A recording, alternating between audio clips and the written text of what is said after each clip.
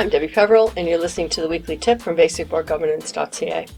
This month I'm talking about risk registers, and specifically I'm looking at some common risks and what people could do to mitigate that risk. So, to review, a risk register is a list of all the risks you think that are facing the organization or could possibly face the organization, and you have taken each risk and determined how likely it is to occur, and also what the effect would be if that risk did occur. So this week, I'm talking about insurance. Last week I talked about losing funding, and we talked about other risks the week before that. So this time, insurance. Do you carry on any activities that you are not insured? Do you self-insure for anything? Do you have director's insurance? Hopefully. Do you have insurance every time you have an event?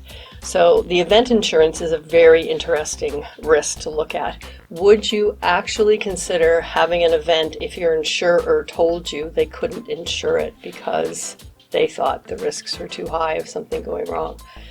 That is a conversation that the board should have before they get into that situation.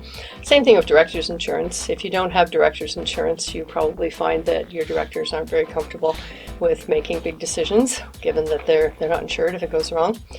What other things do you have insurance on?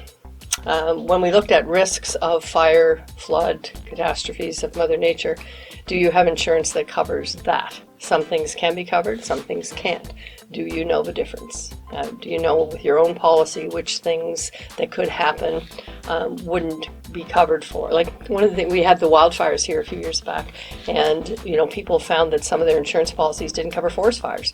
They covered a fire in the house that started in your stove or your electrical stuff, but they didn't cover forest fires. So good things to know about your insurance. So spending a little time looking at the various risks that you have covered off by getting insurance and asking yourselves what would happen if we couldn't get insurance for those risks.